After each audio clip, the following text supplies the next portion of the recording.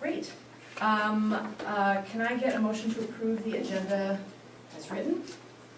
I'd like to make a motion to approve the agenda as written. Can I get a second? Thank you, River. All those in favor? Aye. Any opposed? Great, the agenda passes as written. For a land acknowledgement, as I did previously, I'd like to borrow from the Vashon Heritage Museum. The Vashon School District stands on the ancestral lands of the Squamish people, or Swiftwater people, who inhabited Vashon Maury Island for millennia. The Donation Land Claim Act encouraged large numbers of settlers to claim land even before the Medicine Creek Treaty of 1854 extinguished native claims to it. The Squamish were imprisoned on Fox Island during the Puget Sound Treaty Wars by the territorial government and later relocated onto the Puyallup Reservation. We acknowledge the people of the Puyallup tribe whose stewardship of and relationship with Vashon Maury Island continues today. All right, public comment.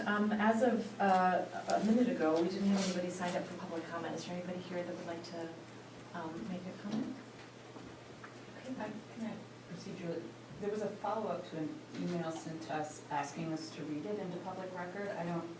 Or put it into public record. I'm just What trying to was the recall. timestamp on that? It's around 5:30. Unfortunately, things that don't, it's That's too okay. late for that to be entered at this time. We will make note of it and add it to the board materials online. This is looking a little wonky on my screen for some reason. I think. Consent agenda, great. Can I get a motion, please, to approve the consent agenda? Motion to approve the consent agenda. Thank you, River. Can I get a second? Second it. All those in favor? Aye. Any opposed? Great, consent agenda passes as written. Moving right along. Sir, superintendent report. Yeah, so really what I'd like to do tonight is we're spending the superintendent's report in honor and recognition of two of our buildings. Chautauqua and the high school have two important celebrations to share with the board this evening. And so tonight, Julie Kangas and Karen James have come. Karen James probably in support of the principal, Julie Kangas, who's going to share a little bit about the state recognition that we recently received regarding growth. And so I'm not going to steal any thunder. However, please welcome Julie Kangas. Come on up and kind of share with us some of the great news, the great work that's been happening in Chautauqua. All right. Yes, it is my distinct honor to be here tonight to share with you that we were recognized by the Washington State School Recognition Program for our performance during the 2023-24 school year, being recognized for growth for students in special education. So that is indeed an honor. That was Karen and our first year here. And but what I need to point out is it's not about me, and it's not about Karen, but it's about every single person that works in Chautauqua, and that we know that this is a collective effort, and the efforts of all of our staff and students make the difference for this. And so it's no small honor to think about the growth that those kids have made.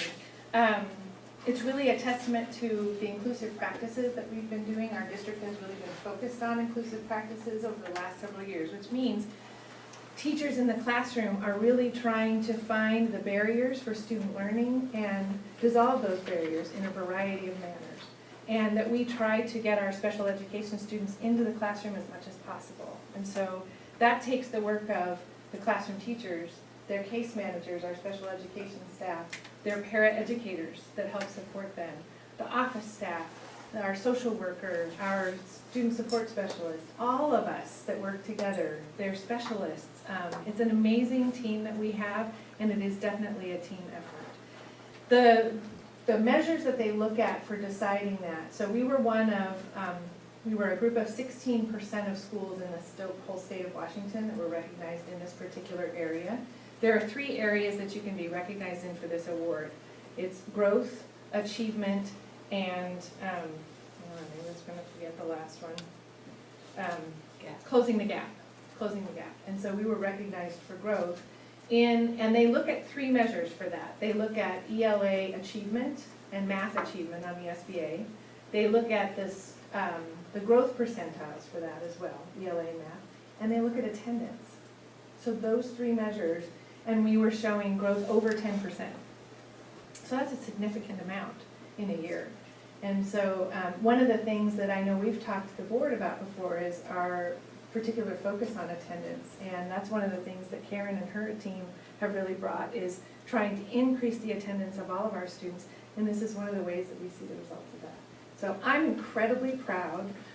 Gets me a little teary-eyed to think about the work of our staff and our students, and just know that we are continuing to watch that growth, and I can't wait to see where we're going to go next.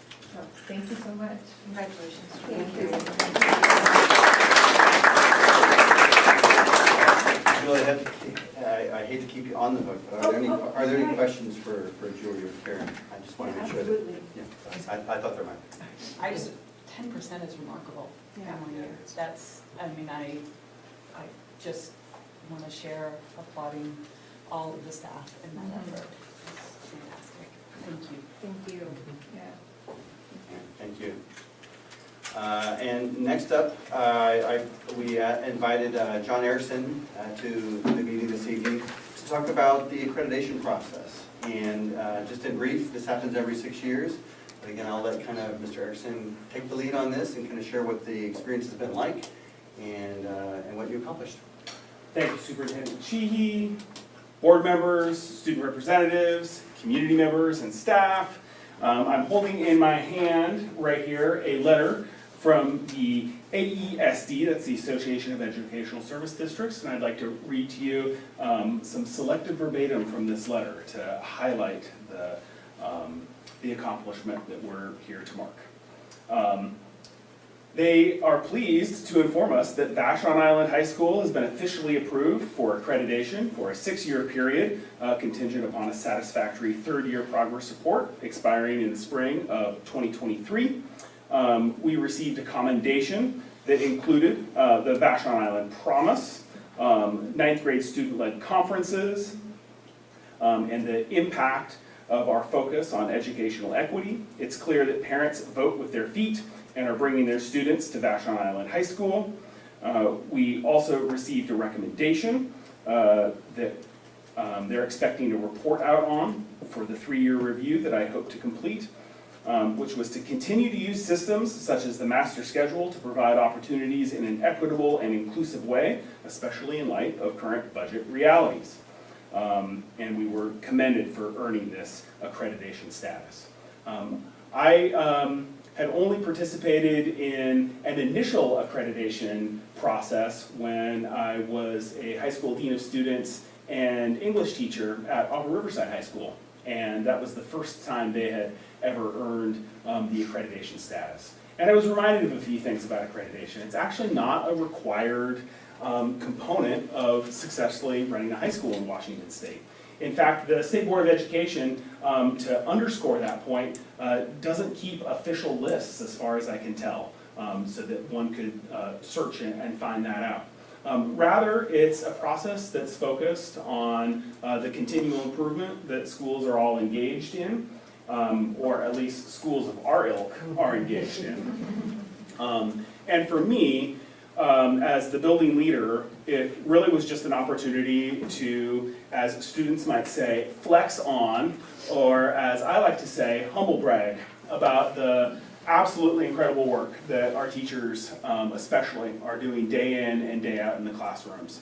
And it doesn't stop there. The work that happens outside of class, the work that happens during planning meetings, the focused energy and equity-minded thought that goes into pulling off what happens each and every day inside every single one of our classrooms is unlike anything I've ever experienced in my handful of years in serving public schools. So I'm incredibly proud to report about this, and the letter concludes that our students, staff, and community members and school team are to be commended for earning this accreditation status. Your local ESD will be in contact to schedule a presentation of a plaque suitable for display to acknowledge our accreditation status. We look forward to hearing of your continued success, and I'm irreverently continuing to hold it upside down.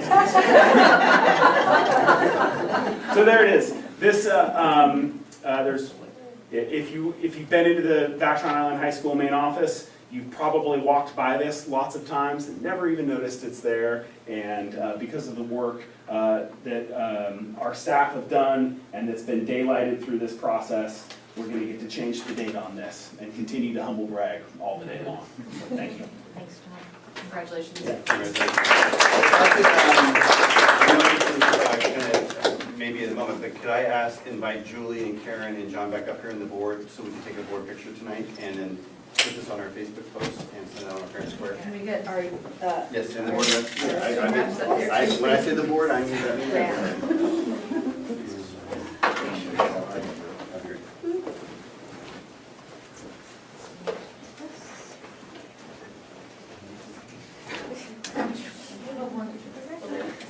Congratulations to you too. Congrats. Okay. All people in the back? you're taller.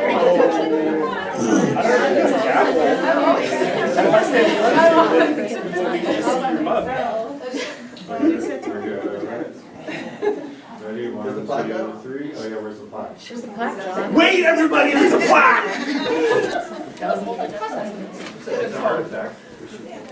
Here, why don't you send this to Julie so the plaque really gets its due? Okay, Karen, go over the wall. Okay, there we go. Okay, 1, 2, 3. Good. All right. Yay! Yay, good team! Love it. When you're really cold, you know. Thank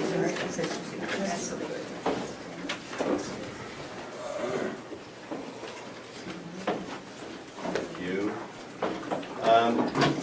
Next is a part of the, every year we have a meeting where we honor our retirees for the year, and we invite principals and the retirees here to kind of share the celebration and the achievements over the years, and let the people speak on behalf who know them best.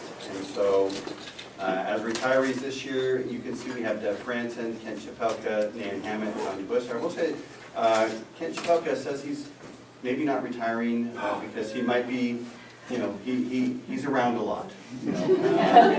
So he loves the kids over at Lynx, and we love him hanging out with those kids and teach them. If you haven't been part of his class, I'm just going to speak offhand right now, but he teaches classes, and he's the kind of teacher who you're doing an observation, and all of a sudden you find that you've been there for 40 minutes because you just love what he has to say, and you love the connections that he's making between history and the real world. So, Deb Franson looks like she's not in attendance tonight, but I'll be inviting John and Heather Erickson up to maybe say a few words about Deb, and maybe Kent, but also Nan Hammett is here this evening, and we'll be honoring her retirement. And Tanya Bush actually just submitted her retirement this year. I believe we made the invite, but maybe things came into conflict and she wasn't able to be here this evening. So, but let's go ahead and invite John up maybe first to maybe speak a little bit about Deb, and then we'll invite Heather and back up, and then we'll look at Nan to speak a little about Kent and Nan. All right. Hey everybody, it's me again. Deb Franson is the heart and soul of Vashon Island High School. Since 1998, she's been the face of our building, greeting students, families, and teachers day in and day out as she performs with gusto, apparent ease, and true heart the multifarious duties and responsibilities of a high school registrar. In my short time at Vashon Island High School, I've had the absolute joy of being able to bask in her grandmotherly advice and true care during good times and especially during challenging times. Like a true colleague and friend, she always rises to the occasion. with an encouraging word, not just for me, but for everybody in our community. She has her finger on the pulse, and I was so incredibly happy to hear about her robust retirement plans that include moving to the Tri-Cities to be closer to her grandchildren, who she is always regaling me with photos of for whatever happened over the weekend. And they have a really, really nice plan so that they can be close to family. It's sort of like Deb's new house. This is where her grandchildren live, and then the grandchildren on the grandparents on the other side. So everyone gets along famously, and they are already moved into their new place, and we sure are gonna miss Deb. Deb's, no matter where you're at in schools, as much as it's true that there's typically, if you're lucky, always a really talented and equally dedicated person that will fill the role after you've left. Your spirit leaves a mark that's indelible, and that's how I feel about Deb. So I'm sure she would be horrified if she were here right now. She eschews the limelight, and but someone's got to scream it from the mountaintops, and that's what I'm here to do. So go ahead and step here, and if you or Heather want to say a few words about Kent, come on, Heather. And then we'll invite Anna shortly after. Everybody, please welcome, not my wife, not my sister.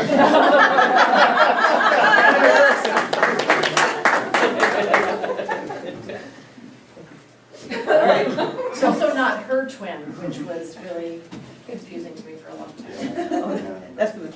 Yeah, that's a good one. Yeah, today was the first time I created a document and I had to sign Heather Erickson and John Erickson on the same thing. Okay, well, anyway. Well, I didn't really prepare anything for Kent because Kent is going to remain with us in a different capacity, which is great.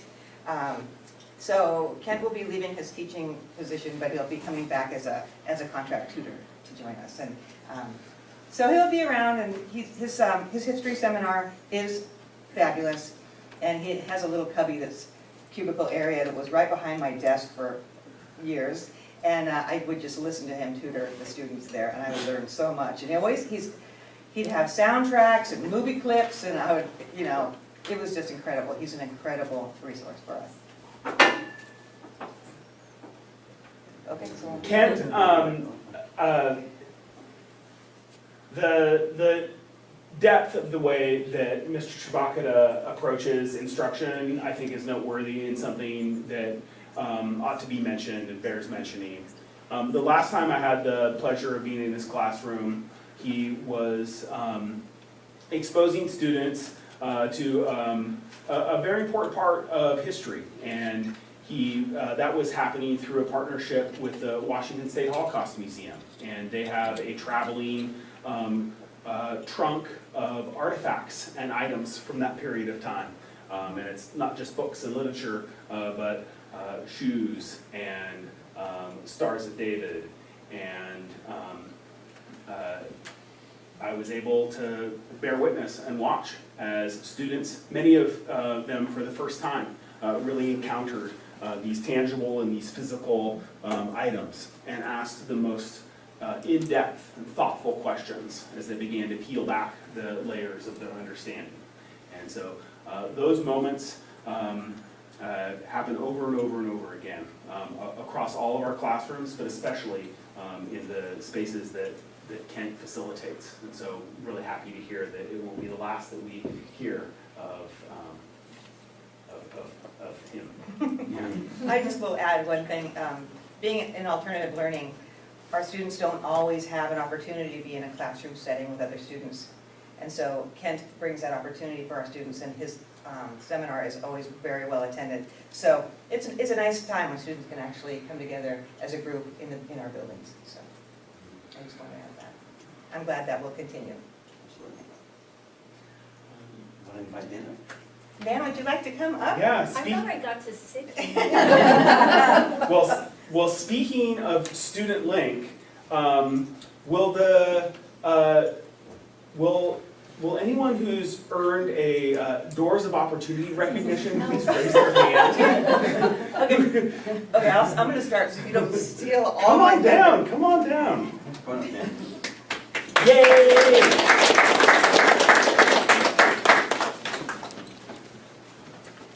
Okay, Nan. Okay, I'm so proud to acknowledge Nan Hammett. After 26 years with the Vashon Island School District, Nan Hammett is retiring. Nan has been a cornerstone of the Link's alternative learning programs, beginning with Family Link in 1999, and continuing with Student Link for a total of 20 years. As one of the program's earliest and most dedicated educators, Nan has played a pivotal role in its growth and success. For the last 7 years, Nan has supported Student Link as our IEP case manager, continually looking for new ways to support our students. 2 years ago, she started a Link Learning Lab that supports many of our IEP students on our own campus, which is a big deal for some of our students that just aren't ready to go over to the high school building. Also 2 years ago, Nan was honored with a Doors of Opportunity Award, which she used her proceeds to establish a professional development library now housed in the VHS staff room. And it's an enduring gift for the whole learning community. Thank you, Nan. I've been grateful to work alongside Nan, and I'm also grateful that we live near each other. So I'll continue to run into her, and I know that she'll always be a resource and willing to answer any questions or problems that arise at Link. And also, she was such a great support in my transition into this role, always rooting me on, and I'm just so grateful. Thank you so much.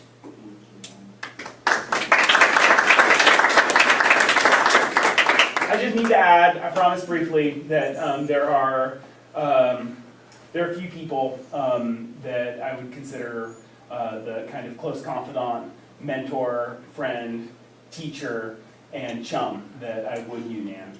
Nan and I practically share a wall back in the corridors of Vashon Island High School, and I'm just so deeply grateful for all the gifts that you've shared so freely during not just the time that I've known you, but throughout your entire career. And I know it will be the last time that we get to work together. So happy to say that. It'll keep my tears at bay for now.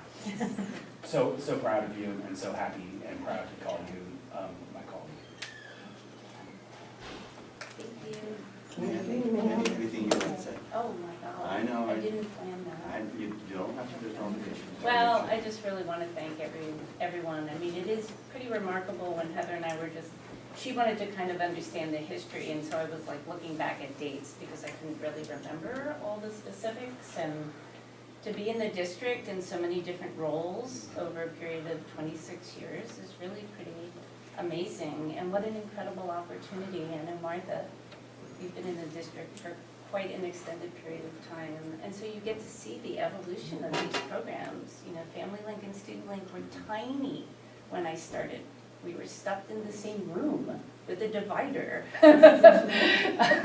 I was in a hallway meeting with students. So to see how it's grown and changed and expanded so much that we really did need somebody overseeing the IEPs and advocating for the kids with special needs in our program. And then to be over at the high school, which I never really imagined being because I always identified as an alternative person, but to really see how much the high school has grown and expanded, Jenny, with supporting our kids in such a variety of ways that the kids don't always have to feel like an outsider. So it's really been a blessing. I just really want to thank everyone, and I look forward to staying connected in whatever way it is. Thank you so much.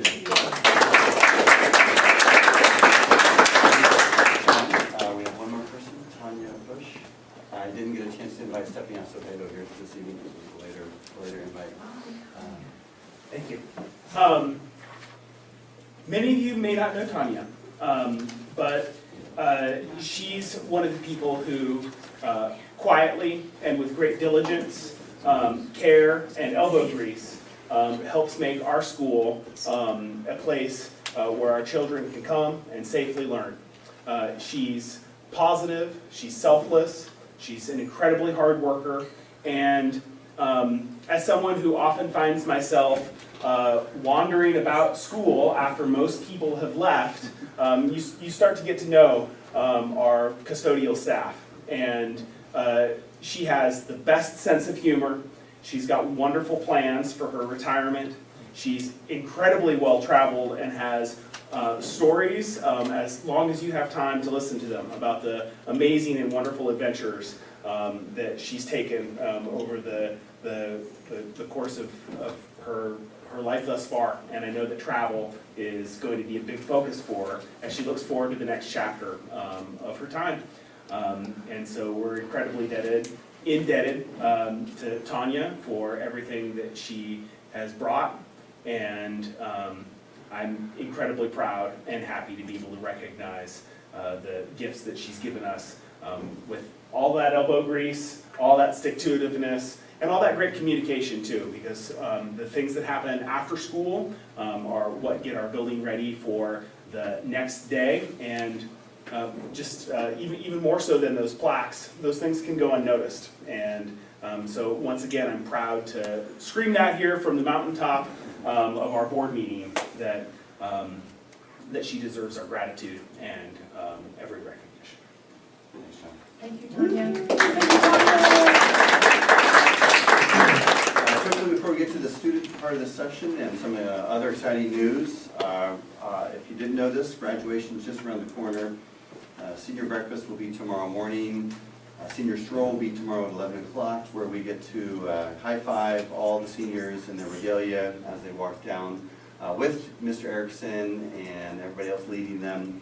It's it's one of the best moments, so hopefully if you are around, you can be a part of that high-fiving process. Then they make their loop around, they go to middle school as well, and then parents can't help themselves but also line and take lots and lots and lots and lots of pictures, and I'll be one of those parents. Then we got graduation. We have the senior parade happening at 12 o'clock, and then graduation kicks off at 6. Kids will be getting there at 5. Thank you, Jenny. I'm in the old days. 6 o'clock. Graduation kicks off at 5. That's right, because the kids have to be there early, and then board members, if you're able to be there, we'd love to have you there. We see you up front, and then Juniper will join me on stage. I believe, Martha, you said you'll be attending the Links graduation tomorrow evening.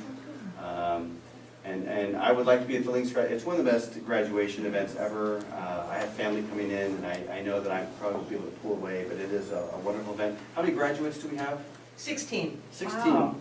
So we'll celebrate 16 students and their families, in the auditorium at VHS. It is in the theater.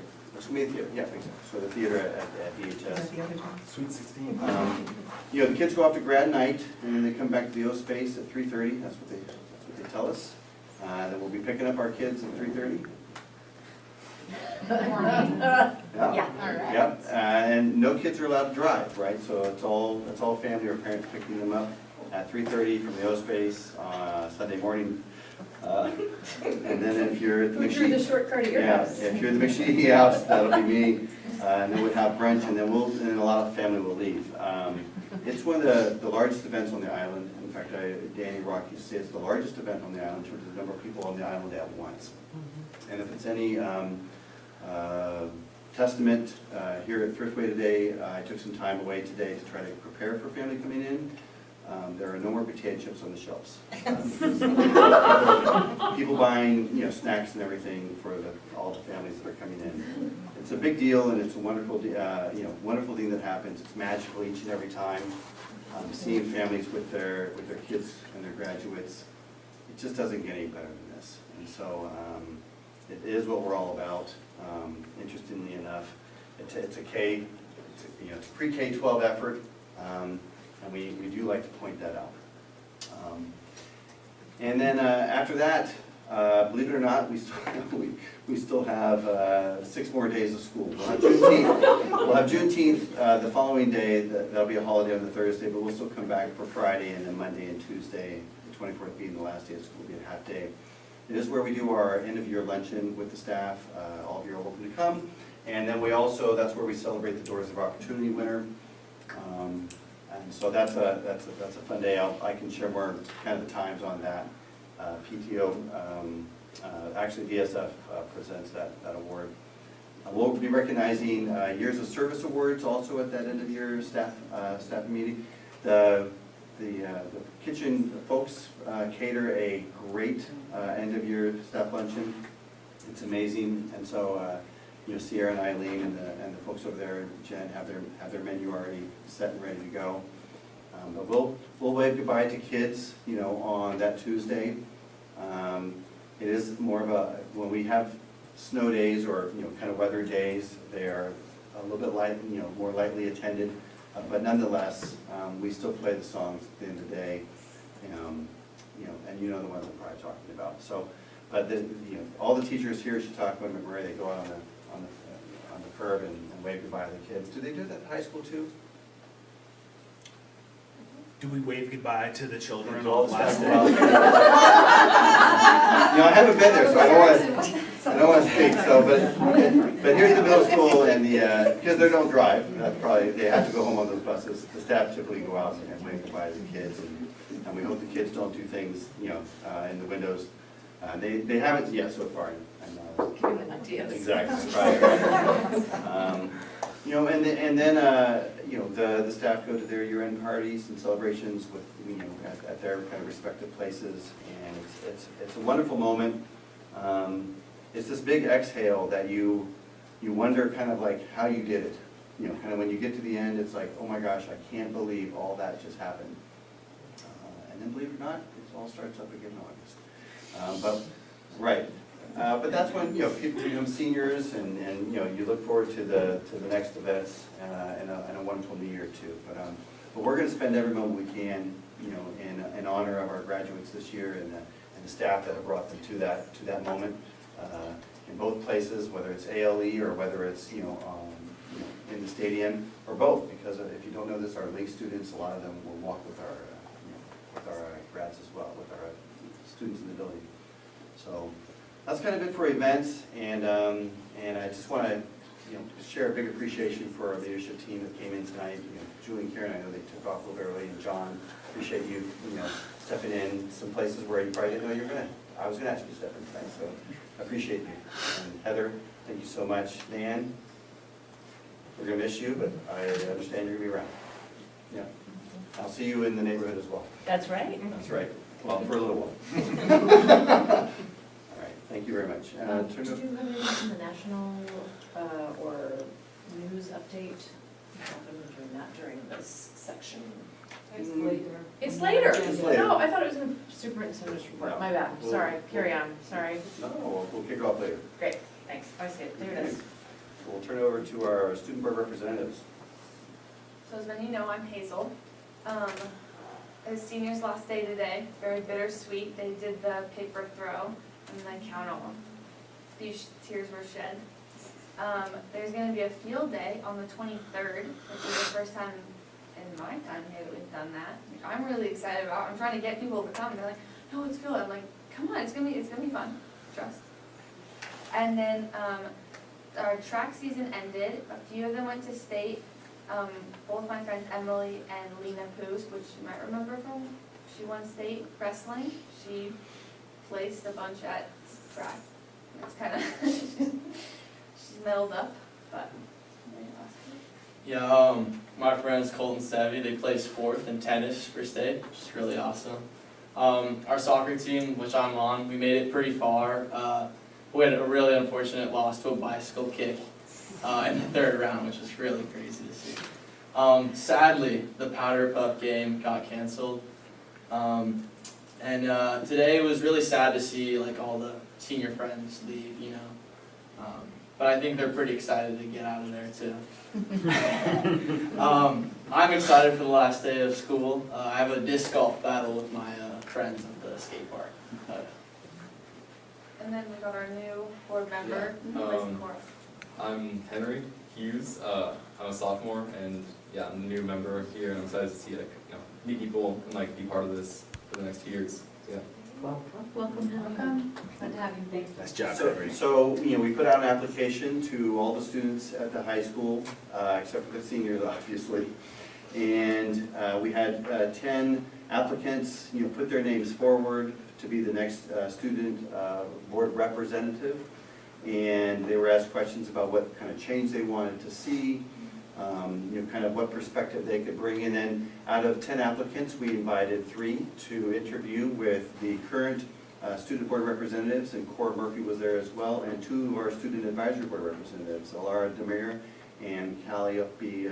My gosh, you would not believe how hard that word is for me. Calliope Desmet, who assisted our other board reps here in selecting Henry to join us. And so all 3 candidates were amazing candidates, and it was a very difficult choice. And in the end, Henry, your name rose to the top. And so partly what stood out to me about your interview was when you started speaking about your experience with debate and your willingness and ability and eagerness to actually hear both sides of the equation, and then how to connect that with, if you're going to make change, you actually need both sides to make the change. It can't just happen with one side or the other. And so when you spoke about kind of helping make the kind of change that you would like to see in our district, that really meant something to me. So, but I will say that, again, all the other 2 candidates were great, and we're going to encourage those. They were 2 freshmen, and so we're going to encourage them to continue with the Student Advisory Board next year. And then, Henry, you'll get to join Hazel and Oscar with us at WASDA. You'll be invited to that, along with some other events, during the year with the legislative session, et cetera. So we're looking forward to having you on board. Cool. Yeah? Good. Yeah, sounds good. Okay. Hazel, I need to know, what is field day at a high school level? What are you gonna do? Are there It's- potato sack races? It's or- really, they're keeping it under wraps. Mr. Erickson looks like he knows It's what's a happening. secret? I think- Yeah. Well, we were discussing it yesterday at No our staff bouncy house meeting. though. I heard there No bouncy was, house. No bouncy house? We don't have a bouncy house, but potato sack races actually are on the docket, so. Yes. are there That's was so tug You're of great. war warm. too. What, Oscar? Tug of war, Tug of war. the spoon with the egg. The egg Yep. thing, are Oh, you yeah. gonna boil the egg first, or are we gonna get covered? The I eggs heard are expensive these days, what do you do with that budget? We have an alternative. Oh, it's cupcakes. No bouncy house though. You can come play at my house, I have River. Quick question, this may be part of it, which is why I love hearing about your interviews, by the way, what you shared in terms of both sides. So I'm looking forward to you being here. It just occurred to me, do we have a space for student representatives that is connected to Student Link? Or those students, and I was thinking, it would be great to have representation from Student Link, and maybe they are part of those applicants. I don't know if they are, or if there's outreach to Student Link, to students at Student Link to apply for the position or have a spot for representation. I think it's sent out to all members of the high school. And I'm pretty sure if you're connected to the high school, Student Link is connected to the high school, right? So I'm sure they get the email, and they're welcome to I don't think join. we have any members on the Student Advisory Board. We don't, but That thanks would for be- bringing it up, and we will make sure to I think that's send them an email and connect with Student Link, and I think even, that's good to bring up for next year, to, when we leave, we'll extend that to Student Link, because, thank you, I'll put that in mind to do. Thank you, Laura.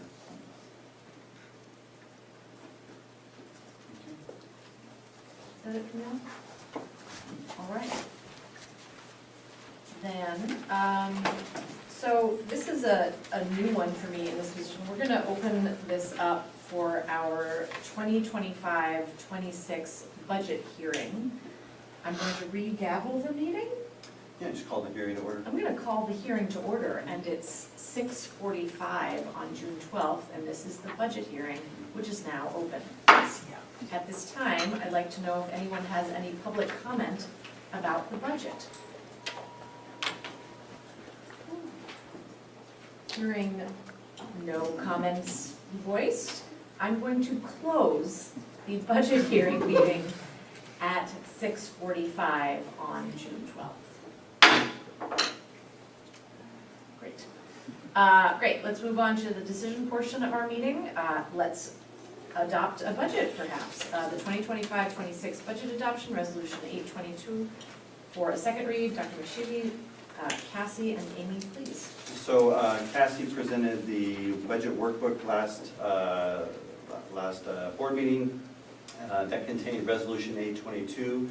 And absolutely, we're open to any more conversation and discussion. And if there is no more conversation or discussion, I and Cassie and Amy will be recommending that the board adopt resolution 822. Sorry, I'm on a roll of questions today. Is the only change, I was trying to cross-reference the documents from the last board meeting with the first read, is the only change in here the insertion of the four-year budget plan summary? Okay. I love you all, and it feels like I've known you forever, but you still have not fixed the first page where I have only been here since December of 2024. Oh, okay. Well, the good news is we don't vote on the workbook, we vote on the budget. Just didn't want it public So, record thinking I we did will- last year. We will amend the budget workbook. Thank you. Absolutely. Thank you for reminding me of that. Any other comments at this time? Thoughts? Great. With deep appreciation for everyone that had their hands in this and worked diligently to get us to this point. I would, do we have a student advisory vote on the budget? Yes, we do. We do. So I'd like to start with the student advisory vote. Students, Let's get a motion first. let's have a motion to approve the budget. Can I have a motion, please, from a board I member? motion to approve the budget. Thank you. Can I have a second, please? Second. Great. Students, at this time, I would like to ask for your vote on approving the budget. All those in favor? Aye. Aye. Aye. Any opposed? Any discussion? Great, thank you. Board members, all those in favor? Aye. Aye. Any opposed? Any discussion? Excellent. The 2025-26 budget is approved. Thank you very much. Wonderful. Moving on to instructional materials. Dr. Spencer, please. Well, I don't have anything else to add Okay. really, but I just, once again, want to thank staff and students and parents and community members who got involved in the process. And it's a lot of work, and we're looking forward to making this final so we can start planning and moving forward. Just out of curiosity, sort of what's next? So this happens and you take a deep breath and are glad to be, Well, is it next on the horizon? Does this seems to continually, the work will continue. We have, so for the high school, they'll continue, they're implementing biology next year, so they'll be piloting chemistry next year, and we're hoping to pilot some units at the elementary level. And we have at least one teacher already from the elementary signed up to go to training this summer. We have training lined up in the fall for the middle school staff. That's been on the books for a little while. They picked the dates that they wanted to do that. So yeah, it's a lot of just training and follow-up and making sure that we have the right equipment. So next will be, let's make sure we have the lab equipment to get the year started, and that you have all the proper supplies in place. So it's, Peter and I will get busy working on orders and checking the enrollment counts so that we have the right numbers of things. So yeah, lots of fun stuff go on, and then just some curriculum alignment work and looking at priority standards and all of that. thank you. So do we have a student advisory vote on this one as well? Okay, great. Can I get a motion to approve the instructional materials as presented? I make a motion to approve the instructional materials as presented. Can I get a second, please? Second motion. Students, can I ask for all those in favor? Aye. Aye. Any opposed? Any discussion? Thank you. All those in favor of approving the instructional materials as presented? Aye. Aye. Any opposed? Lovely, thank you very much, that passes. So next up, we are we had a sort of operational or procedural error when we originally talked about our search firm, so we just need to make a motion at this time to approve hiring Hazard, Young, Atia, and Associates as our superintendent search firm. Can I get a motion to approve the hire? Motion to approve the hire. Can I get a second? I second the motion. Thank you. Students? It's not typical. It's not typical, we're gonna keep moving tonight. All those in favor? Aye. Any opposed? Wonderful, any discussion? Great. We have approved the hiring of Hyatt Associates, thank you very much. Next up, hiring Dr. Josephine Jo Mocha. At this time, we are also going to, per policy 1400, suspend a first and second reading. The policy reads that when the issue has been discussed or when delaying a decision would have an adverse impact on the district, and because of the time-sensitive nature of bringing Dr. Mocha on for this interim position starting July 1. So first we have to vote on suspending 1400. We're just going to suspend it. It's Okay. Yeah, because it's in advance. wild. Yeah, because we've noticed it and the board's aware of it, you don't have to. Great. So, and would I like to consult the students on this one?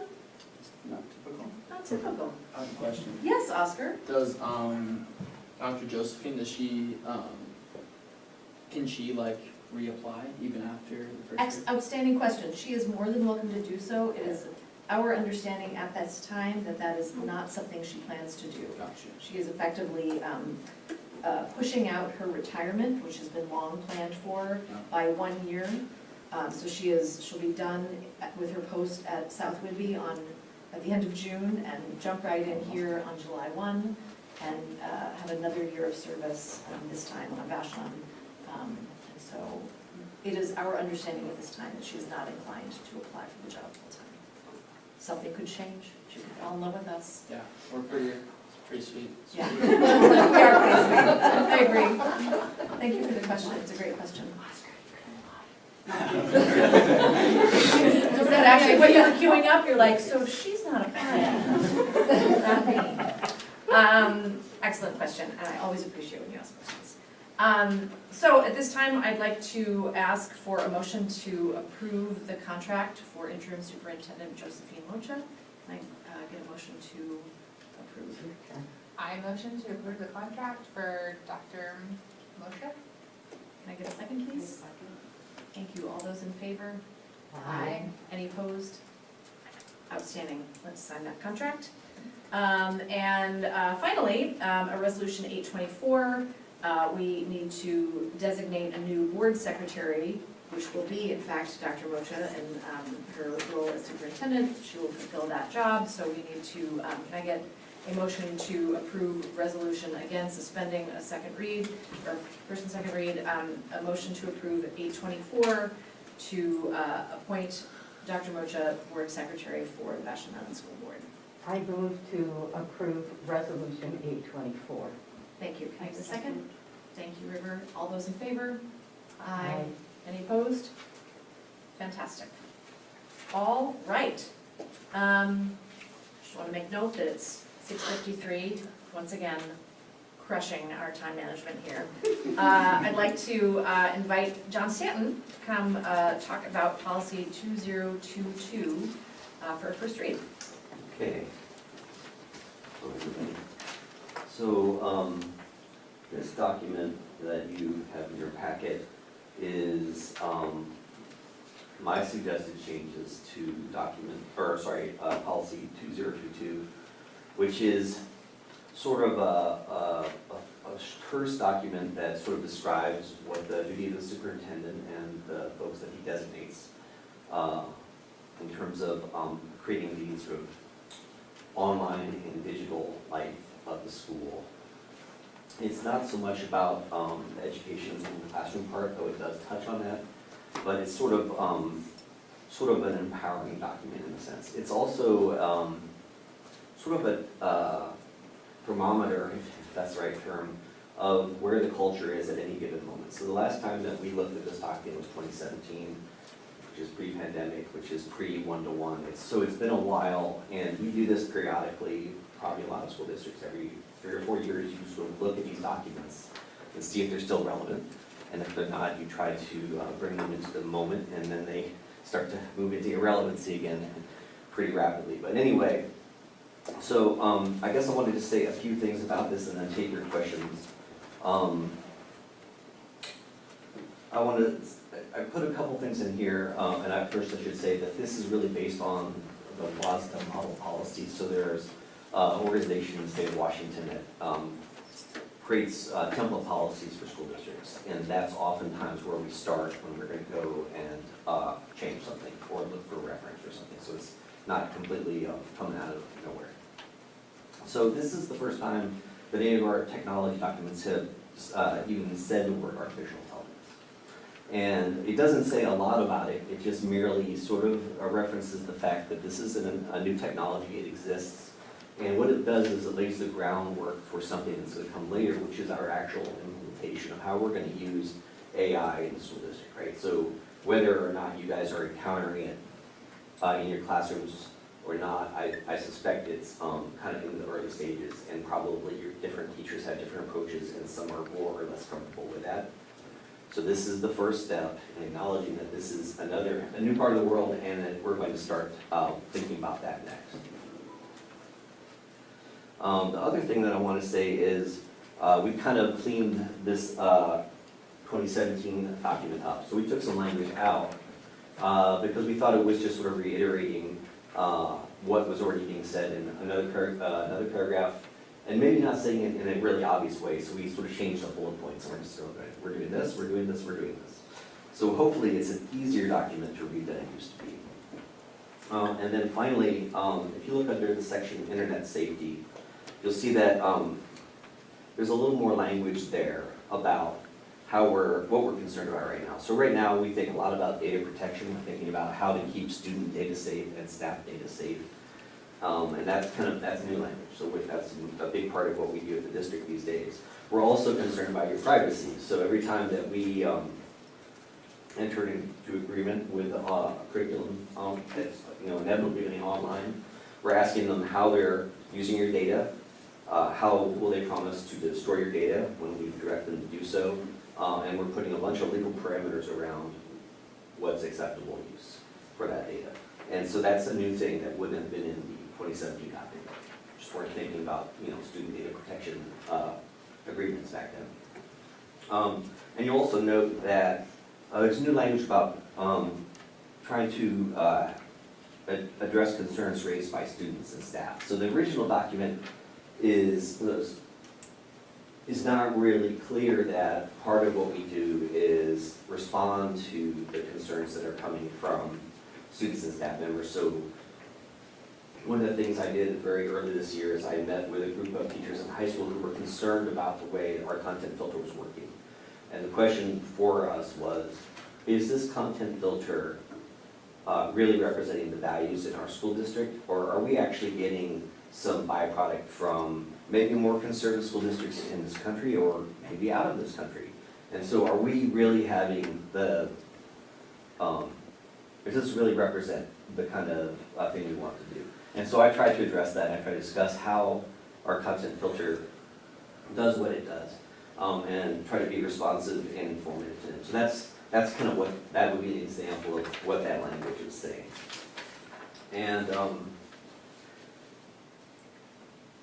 I think that the two things I want to say about the final section, final two sections, filtering and supervision, is to expand the idea of what it means to be using a device in our district. So we used to, sort of prior to around 2017, we probably had more computer labs, and we probably had less computers in students' hands, and less types of computers, and probably we did have a guest network, but maybe it was not as important as it is now. And so this is just an attempt to say that everything that touches technology, this 2022 is meant to pertain to. And then finally, I want to point out this last sentence under supervision. So So due to filtering, supervision, and data protection procedures, users should understand that there is no expectation of privacy while using district electronic resources. And I think that's just kind of important to surface, that part of what we do when we filter you is we have tools that are monitoring, right? And in a day and age when we should be concerned and aware of monitoring, I think it's important that we be really transparent and be out in front of everybody and say that in this environment, we have the ability to monitor, and folks need to know that. So that's really all I got for you, but I'm happy to take some questions if you have. Like, it's like, here it says like, inappropriate uses of AI, like what would some of those like? I think what I would say to you is that that's going to have to be figured out. Yeah. So there are a bunch of policies that I didn't start working on yet, and it probably is going to be in conjunction with teachers and folks who are doing curriculum and probably students too, that are going to try to come to terms with what is appropriate use and put some guide rails in for students and teachers. And John, would that be next year then, that you'd start working on it? What's the time frame for that? I don't think I'm going to venture a time frame Okay, right now. I think it sort of depends on where the focus is in the next year. We're going to be doing a lot of things. We're going to be changing student information systems. oh, yeah. We're going to have an I forgot interim. about that. We're going to have a search. If there's energy and capacity to start that discussion, I would love to have it. If it needs to wait until we have the next person and we've gone through our big transition with student information, then maybe we should wait and do it more thoughtfully. Thank you. So you know like the Wi-Fi at the school district? For- So, so you're like, does that like block certain things like on our phone? Like, or, So like, you're saying like, if I was on the guest network and Yeah. I was browsing something, would we be blocking stuff? Yeah. Answer yes.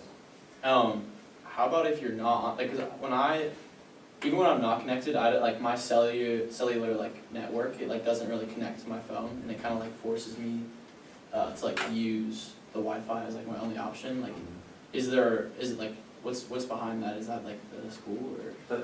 No, we're not, so we don't do anything with cellular signals at all, and in No. fact, that would be a big no-no, the FCC would not like that. So yes, we don't mess with cellular signals at all, you just happen to live on an island Yeah. with a building that's like a Faraday cage, so it's hard to, sometimes get cell signal. Gotcha. John, oh, go ahead. Kind of building off what Oscar said with it blocking, it blocks ChatGPT on my phone and on the Chromebook. Once we go into more of like the guide rails and stuff, will we unblock that so that students, because I find that like, I'm like studying for a math test and that's like how I generate my math problems, but then I can't do that at school, or I have to like use just cellular.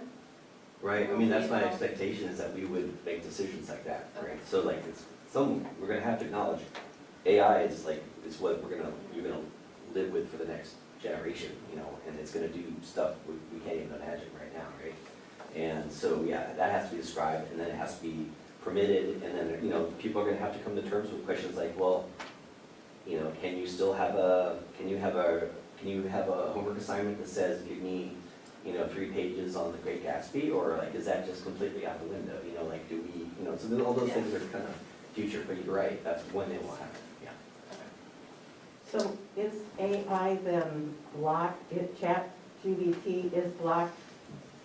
So ChatGPT is blocked for students, but not simply because it's AI.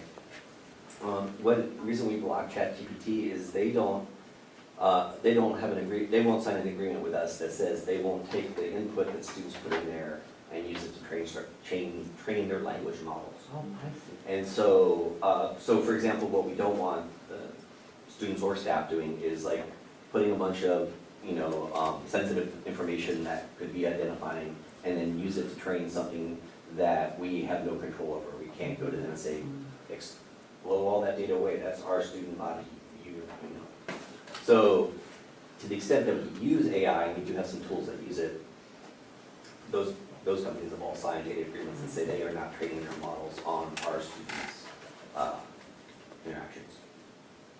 Risk would be an example. Risk would be an example of that. So the way, it's probably not so much at the high school, but at the middle school, one of the ways that this particular tool is used is when a teacher is presenting a lesson, let's say that they're in a classroom and they have some folks who are reading at a lower level and they have some folks that are reading at an upper level. They could produce the same lesson at a sort of presented with vocabulary that would be appropriate for that learner, right? It is cool. And that's like another thing that's going to be, I think, super amazing coming down the line is imagine if you were an MLL student and you could have your lesson delivered to you in the language you understood best, while you're acquiring your next language, like really seamlessly, right? Or you could have a tutor, that's an AI tutor, that could so you could have a one-on-one tutor. So I think there's real potential out there, but we're not there yet. Yeah, it'd be pretty cool. A couple of questions. When you drew attention to the last line in the supervision section, was that part of model language recommended by WASDA, or is that your own kind of new, due to filtering supervision, the assumption that you're? So that's new language, that's not in the WASDA model policy, but it does sort of relate indirectly to policies we already have in place. So we have no expectation of privacy policies. They tend to be more about physical things. So if someone a principal at a high school decided that they needed to go to someone's locker, there's a way that they can do that, and it's been put, approved by the board. So this is an attempt to sort of explicitly say there is another sphere that is not physical here, it is a digital sphere, and we may go there too. And my follow-up question is that, for context, the policies many of them also come with a procedure. Policies are the domain of the school board, procedures are the domain of the superintendent and their leadership team.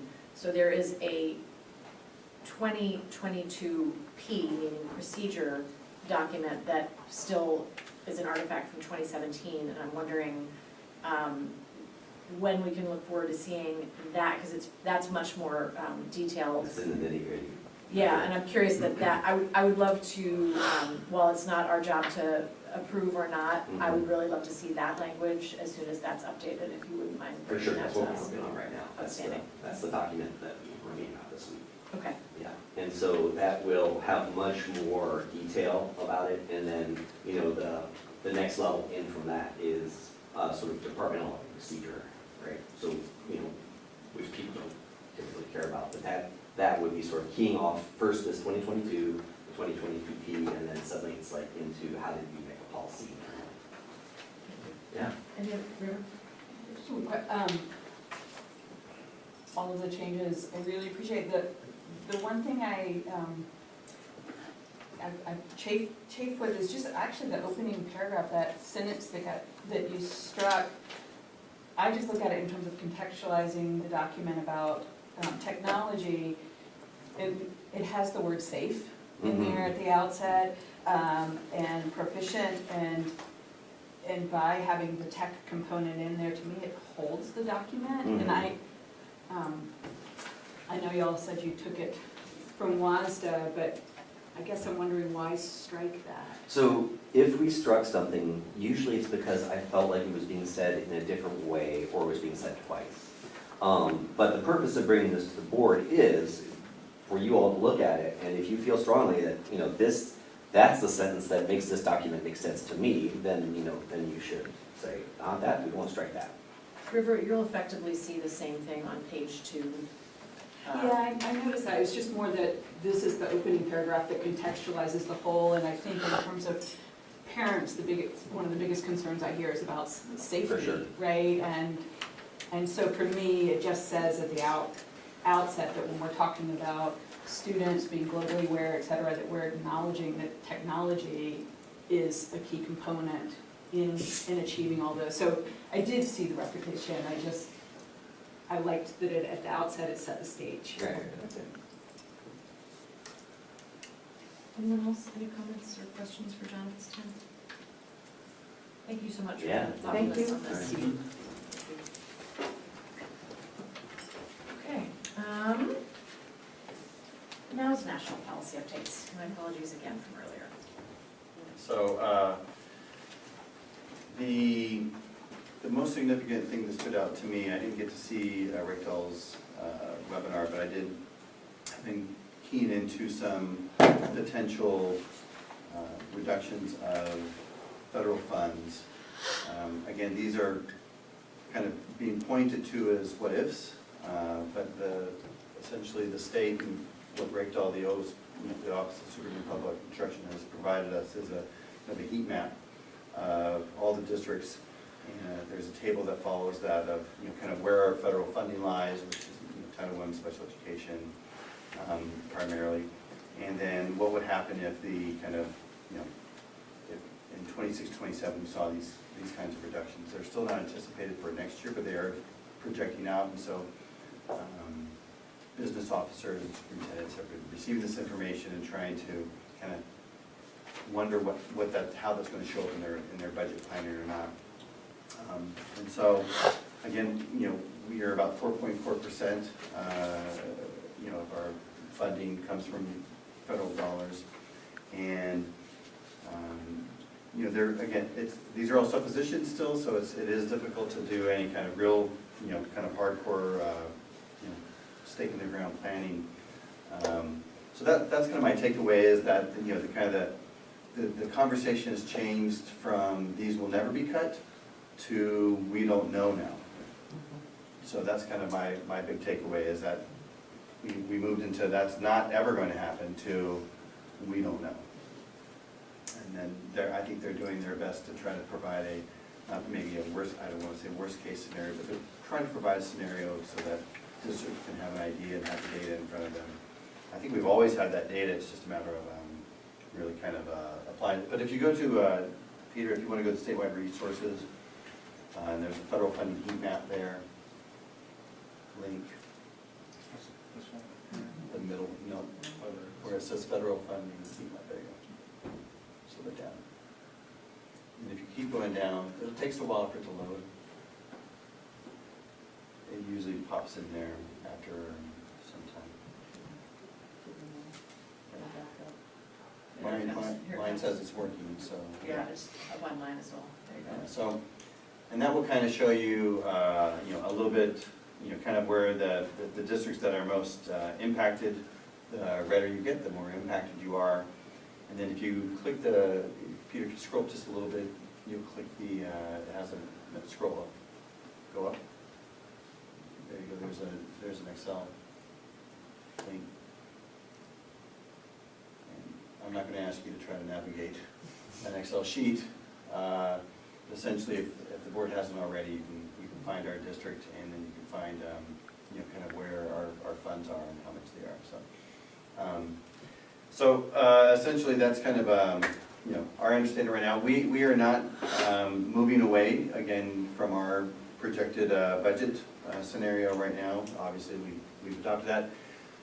We're in position, as I think Cassie and Justin have stated all along, that we're going to look at enrollment when it comes in, look at our staffing when it comes in, look at apportionment when it really comes in, and then if we need to restate our budget, then we can do that once we get the kind of year-end done. They would be looking at that probably in November or December if there's any kind of right-sizing the budget to the current reality.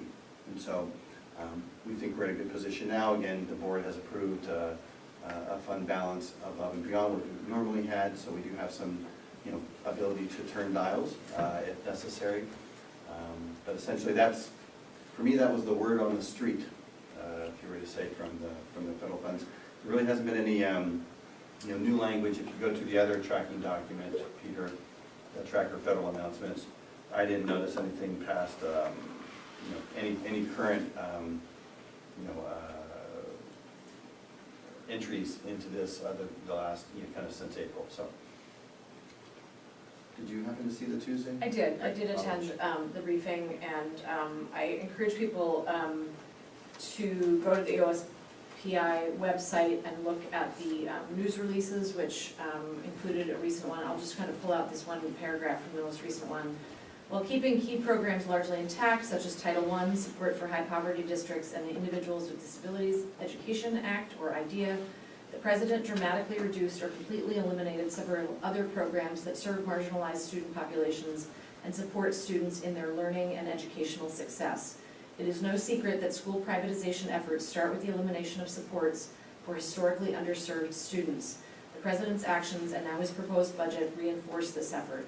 And then it goes on a little bit. Additionally, school meals funding provided through the U.S. Department of Agriculture appears to be reduced. If this budget were to be adopted as is, the amount of essential funding that would be pulled from Washington school districts totals to over $100 million per school year. I know that in the past, and often we talk about sort of the small amount of money that we get from the feds and how in many ways we are largely protected.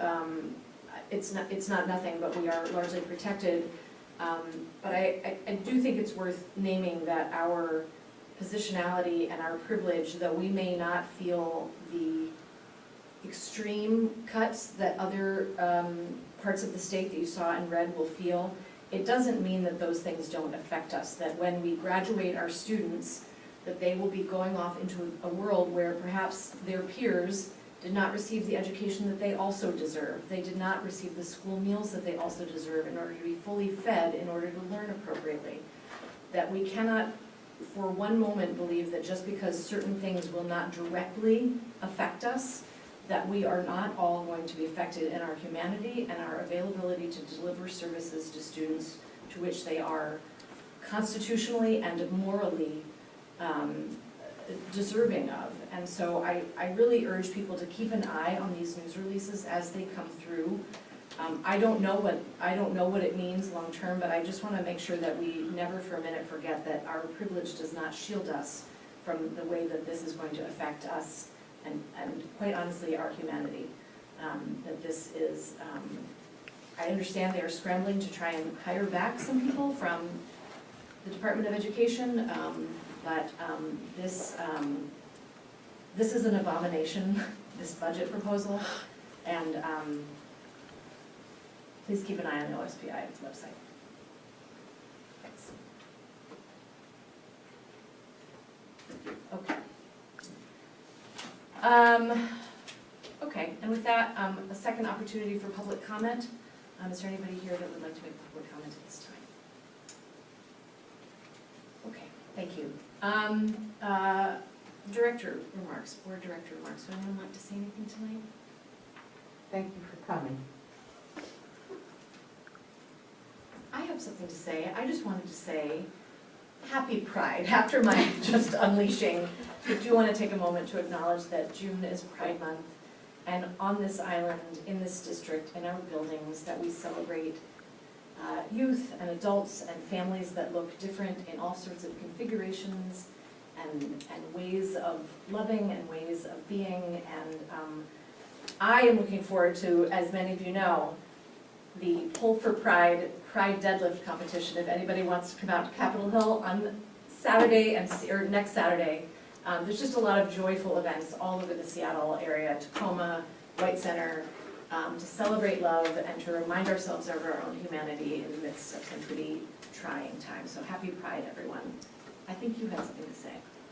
I just want to say in celebration of the graduates this weekend, I hope everybody has a very safe and enjoyable weekend. And congratulations to those with final kids graduating and all of the graduates.